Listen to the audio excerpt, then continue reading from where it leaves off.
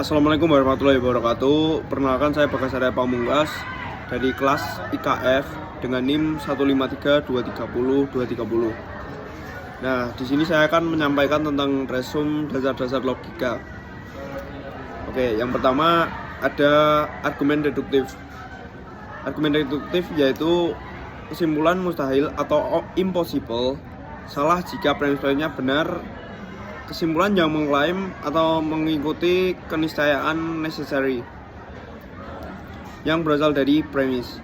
Seperti contohnya adalah semua kelas matematika memakan waktu.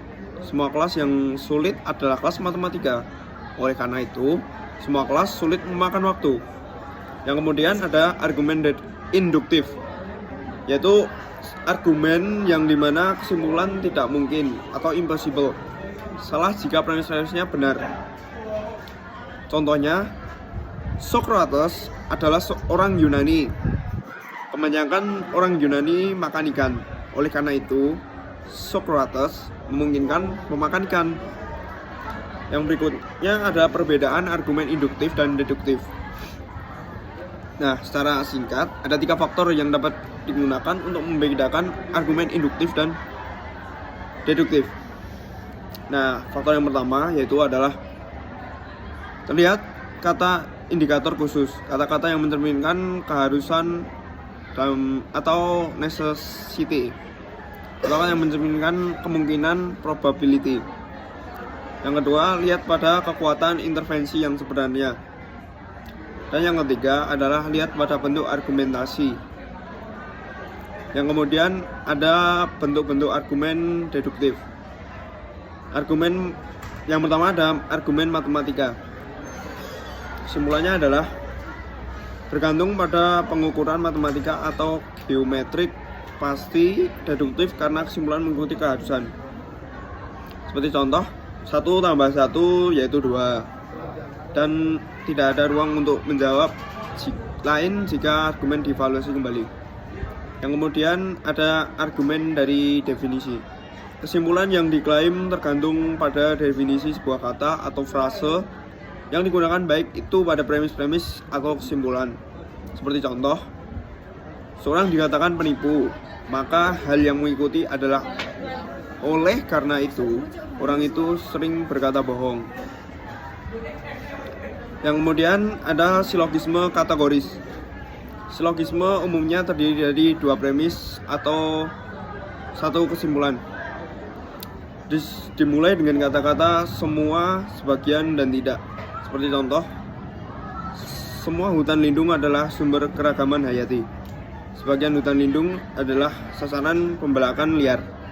Oleh karena itu, sebagian sumber keragaman hayati adalah target pembelakan liar. Yang kemudian ada silogisme hipotetik. Silogisme yang terdiri dari 2 premis dan 1 kesimpulan. Seperti contohnya, jika monopoli terus tumbuh, maka supplier akan semakin terdesak. Jika supplier semakin terdesak, maka pekerjaan akan pindah ke luar negeri. Oleh karena itu, jika monopoli terus tumbuh, maka pekerjaan akan pindah ke luar negeri. Ada contoh lagi yang kedua, jika Fox News adalah alat propaganda, maka ia menyesatkan pemirsanya. Fox News adalah alat propaganda. Oleh karena itu, Fox News menyesatkan pemirsanya. Yang kemudian ada materi tentang bentuk argumen induktif. Nah, prediksinya, argumen yang bekerja berdasarkan pengetahuan kita di masa lalu dengan tujuan membuat klaim mengenai masa depan. Seperti contoh, ada kecenderungan curah hujan tinggi di wilayah barat kota. Jadi kemungkinan besok akan ada hujan di sana. Kemudian ada argumen dari analogi. Argumen ini bergantung pada keberadaan sebuah analogi atau kemiripan antara 2 hal atau permasalahan dalam satu kondisi dapat digunakan untuk menyimpulkan situasi tertentu. Seperti contoh, belajar logika adalah seperti belajar bahasa asing. Anda tidak belajar bahasa dengan menjejalkan. Anda harus mempelajarinya secara teratur. Yang berikutnya ada generalisasi. yaitu argumen yang diterapkan pada seluruh kelompok berdasarkan pengetahuan yang didapat dari kelompok kecil sampel hanya karena memiliki karakteristik yang sama. Seperti contoh, penjual jeruk berargumen bahwa karena 3 jeruk yang dipilih dari keranjang tertentu manis dan segar, semua jeruk yang ada di keranjang tersebut manis dan segar juga. Yang berikutnya ada argumen dari otoritas, yaitu argumen yang menyimpulkan bahwa suatu itu benar karena ada ahli atau saksi yang mengatakannya.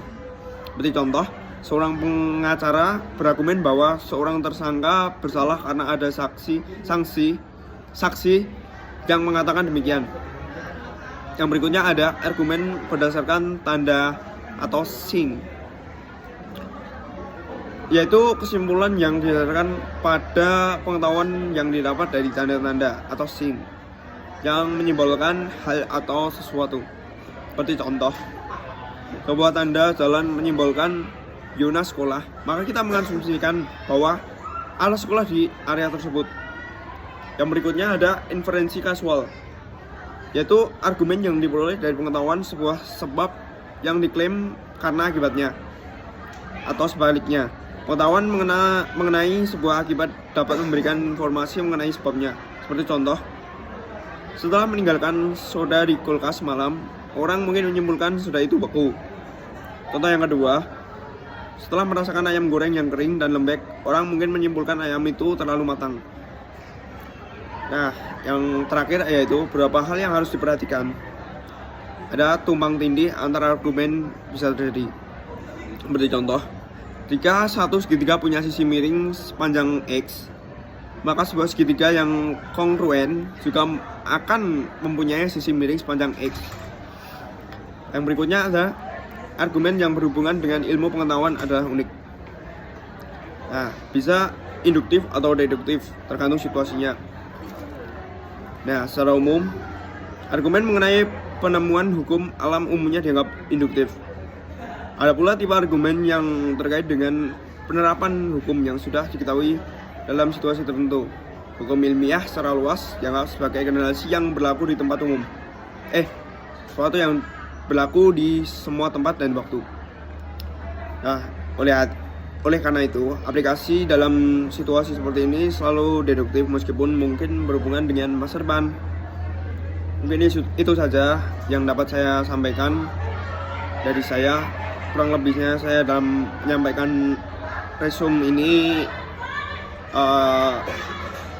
ada kurang dan lebihnya, saya mohon maaf. Sekian dari saya dan wassalamualaikum warahmatullahi wabarakatuh.